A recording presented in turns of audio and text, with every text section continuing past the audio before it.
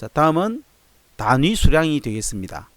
자, 콘크리트의 단위 수량은 소요의 워커빌리티를 갖는 범위 내에서 될 수 있는 대로 적게 하는 것이 좋다라고 이야기를 했습니다.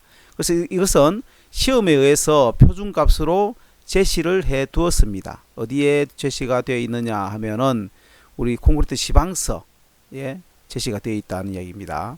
자, 이 값이 이제 표준값입니다. 표 5의 19. 물론 이제 외울 필요는 없지만 실제로 우리가 배합 설계를 하기 위해서는 굉장히 중요한 표입니다. 이게 이제 실험에 의해서 나와 있는 이 값을 우리가 사용을 합니다. 사용을 하는데 이대로 그대로 사용을 하지 않고 또 보정을 해서 사용을 합니다. 자, 그 내용을 한번 보도록 하겠습니다. 자, 중요한 표니까 한 개씩 보면은, 자, 굵은골재 최대 치수, 아까 우리가 앞에서 뭐라 그랬습니까? 일반적인 경우에는 25mm를 사용한다 그랬습니다. 약간 단면이 작은 경우에는 20mm를 사용한다 그랬죠.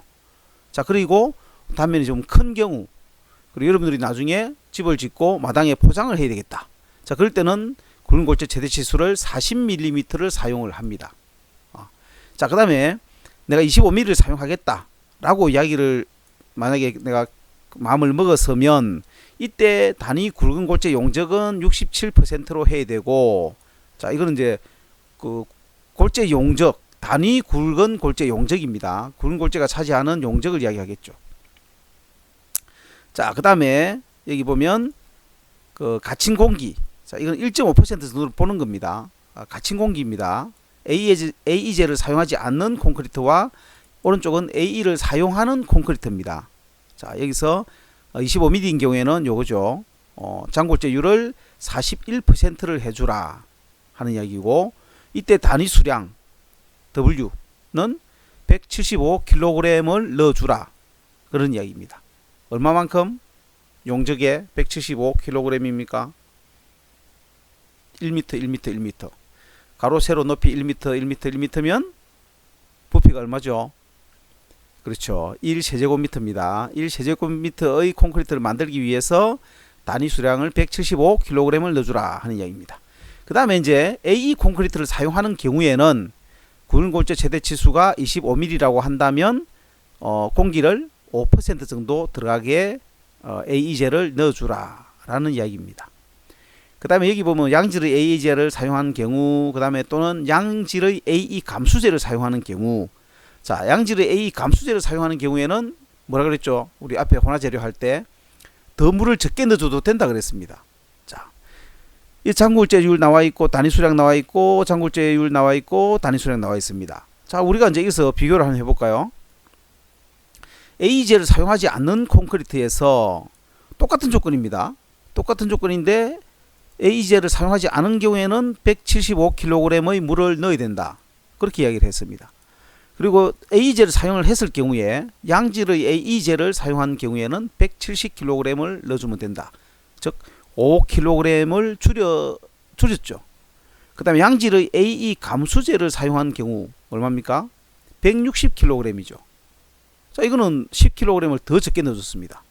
자, 이 이야기는 무슨 이야기냐면은 이와 같이 단위 수량을 줄이더라도 워커빌리티는 거의 비슷할 것이다. 자, 이렇게 볼 수 있는 겁니다. 자, 그리고 이 표의 값은 보통의 입도를 가진 모래, 우리가 조립률에 대해서 저번에 공부를 했죠. 조립률 FM이었죠. 조립률은. 그래서 조립률이 2.8인 경우 모래는 조립률이 2.8, 그죠? 그 다음에 물 결합제 비는 55% 정도, 0.55라는 이야기입니다. 슬럼프는 80mm. 이런 경우에 여기 나와 있는 이게 표준 값이다 하는 이야기죠. 무슨 말인지 이해가 됩니까? 한 번 더 이야기하면은 여기 나와 있는 이 표준 값을 그대로 사용을 하려 그러면 모래의 조립률은 2.8, 그 다음에 물 결합 제비는 55%, 그 다음에 슬럼프는 80mm다. 그러면 이 값을 그대로 써주면 된다는 이야기입니다. 그런데 만약에 모래를 사용한 모래가 2.8이 조립률이 2.8이 아니고 물 결합 제비가 55%가 아니고 슬럼프가 80mm 정도가 아니면 이 값을 보정을 해서 사용을 해야 됩니다. 자, 보증을 하는데 어떻게 보증을 하느냐, 밑에 표 5의 20 아주 중요한 표겠죠. 이것도. 하지만 여러분들이 외울 필요는 없고 여러분들이 직접 이걸 내가 배합 설계를 하시오 라고는 안 하겠습니다. 하지만 저렇게 하는구나 하는 것 정도는 봐야 됩니다. 자, 배합의 보증표를 가만히 한번 살펴보면은 아까 우리가 모래 조립률이 2.8이라 그랬고 물 시멘트비가 55%, 그 다음에 슬럼프가 80mm라 그랬습니다. 근데 만약에 모래의 내가 사용하는 실제로 내가 사용할 모래가 조립률이 아까 얘기했죠. 이제 그 배합 설계를 하기 위해서는 미리 재료의 그 상태를 실험을 해야 된다 그랬습니다. 그 조립률을 실험을 해봤더니 2.8이 아니다. 그래서 2.8이 아닌 경우에는 조립률이 0.1만큼 커질 때마다 0.1만큼 커질 때마다 어떻게 한다? 장골재율은 0.5%만큼 크게 한다. 물은 보정하지 않는다. 그럼 조립률이 만약에 2.8이 기준이었는데 2.7이다. 그러면 0.1만큼 작아진 경우입니다. 자, 그런 경우에는 0.1만큼 작을 때마다 장골재율은 0.5만큼 작게 하고 물은 보정하지 않는다. 자, 그러면 일단 장골재율하고 물하고 보정이 되었습니다. 뭐에 의해서? 조립률에 의해서 보정이 되었습니다. 그러면 여기에 물은 그대로 보정이 안 됐기 때문에 그대로 되어 있을 거고 그 값이 장골재율은 이 그 조립률에 따라서 장골재율이 보정이 분명히 된 값이 여기 나왔을 겁니다.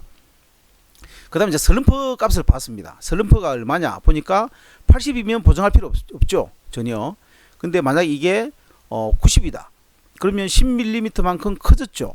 자, 그러면 장골재율은 보정하지 않지만 물의 양은 1.2%만큼 크게 해줘야 된다. 단위 수량은 그런 이야기입니다. 슬럼프 값이 10mm만큼 작았다. 그러면 장골재율은 보정하지 않지만 물은 1.2%만큼 작게 보정을 해주라. 그런 이야기입니다. 그 다음에 나머지 그대로 쭉쭉 따라가면 되겠죠. 자, 그럼 공기량, 장골재율, 물결합제비, 그죠? 자갈을 사용한 경우, 부수모래를 사용한 경우, 자, 이런 거에 따라서 장골재율하고, 그 다음에 단위 수량, 자, 이 두 항목을 보정을 해야 된다 하는 이야기입니다. 자, 실제로 하면은 한 개씩 이렇게 해 나가면 되겠죠, 그죠? 최고 좋은 거는 여러분들 보고 만약에 배합 설계로 하시오 하면은 최고 좋은 거는 조립률이 2.8입니다. 그리고 물결합제비가 55%입니다. 그리고 슬럼프가 80mm입니다. 하면은 보정할 게 없죠.